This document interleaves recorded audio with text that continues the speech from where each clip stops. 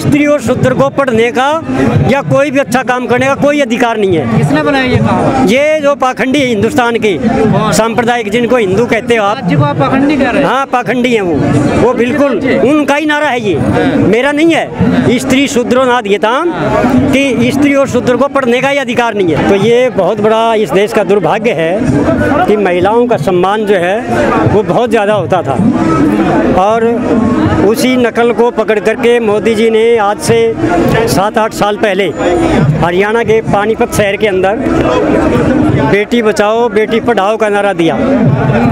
और आज जब वही बेटियां, और वो भी सामान्य नहीं, इंटरनेशनल ख्याति प्राप्त मेडलिस्ट वो लड़कियां जो है वो आज ये धरने पे बैठी हैं केवल इस बात के लिए कि उनके साथ बहुत बड़ा अत्याचार हो रहा है, शोषण हो रहा है शारीरिक। और बल्कि अब विनेश फोगाट ने तो यहाँ तक भी कह दिया कल परसों कि मैंने तो 1-1.5 साल पहले ही मोदी जी को बता दिया था।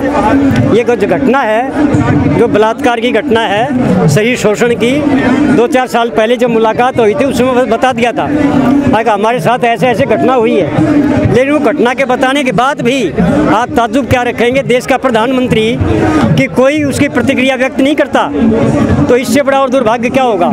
इसलिए पाखंडियों ने एक कहावत बनाई थी, स्त्री शूद्रो नाद ये ताम, स्त्री और शूद्र को पढ़ने का या कोई भी अच्छा काम करने का कोई अधिकार नहीं है। किसने बनाया ये कहावत? ये जो पाखंडी हिंदुस्तान के सांप्रदायिक, जिनको हिंदू कहते हो आप, को आप पाखंडी कह रहे हैं? हाँ, पाखंडी है वो बिल्कुल उनका ही नारा है, ये मेरा नहीं है। स्त्री शूद्रो नाद ये ताम, कि स्त्री और शूद्र को पढ़ने का ही अधिकार नहीं है। दुनिया भर की पुस्तकों में लिखा है और वो सारा गलत है। जब इंसानियत है, कोई भी दबे कुचले गरीब काला कुलुट्टा हर आदमी पढ़ने का अधिकार है दुनिया के अंदर, तो आप उसको कैसे रोक सकते? ना महिलाओं को रोक सकते, ना पिछड़ों को रोक सकते, ना दबे कुचलों को रोक सकते आप।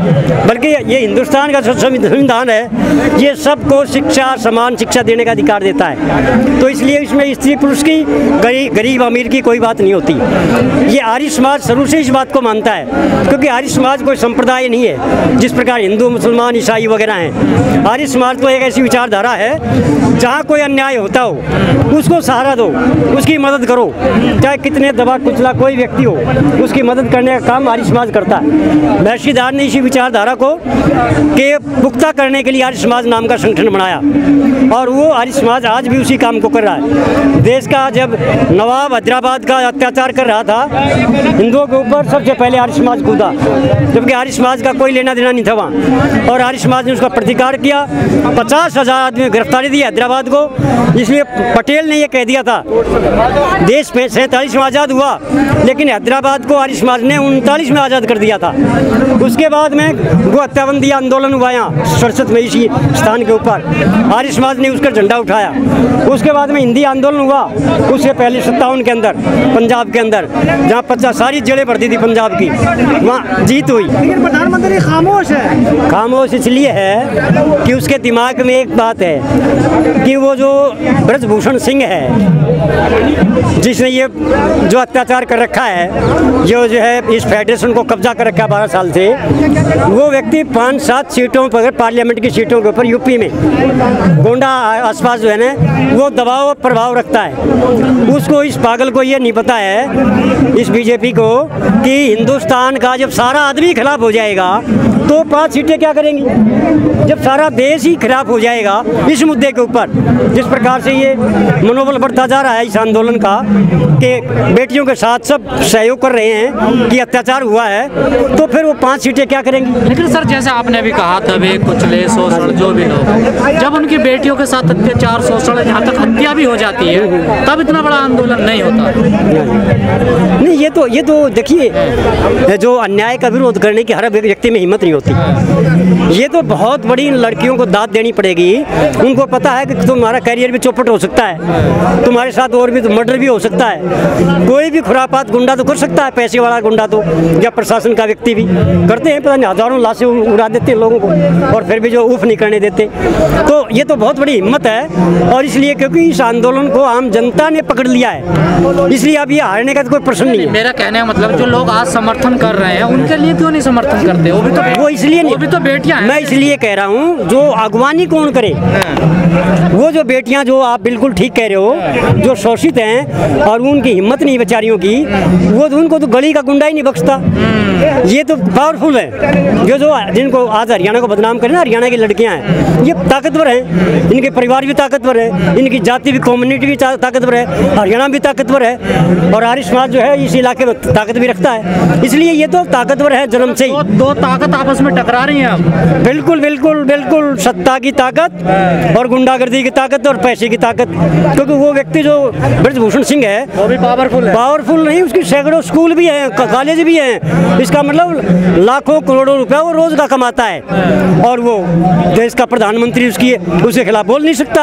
आप देखिए उसकी हिम्मत, ताकत लग रहा है कि ब्रजभूषण की गिरफ्तारी होगी 100%, 100%। लेकिन ब्रजभूषण बार कह रहे हैं, ये जो है ब्रजभूषण बार कह रहे हैं कि फेडरेशन में ये लोग क्षेत्रवाद लाना चाहते हैं, जो मुझे मंजूर नहीं। तेरे को तो तेरे घर की तो है नहीं, तू खुद प्रधान है और तेरा लड़का वाइस प्रेसिडेंट है। इस क्षेत्र में तो 204 किलोमीटर का लिया जाता है, और तू प्रधान, तेरा लड़का वाइस प्रेसिडेंट, तो परिवारवाद हो गया। क्षेत्रवाद तो बहुत बड़ा चीज होती है, तो ये बात तो कुछ है ही नहीं।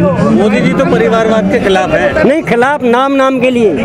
आप कांग्रेस में या दूसरी पार्टियों में देखोगे 10% 20% है परिवारवाद, लेकिन मोदी की पार्टी को एक आदमी को छान के देखोगे तो 70% परिवारवाद है।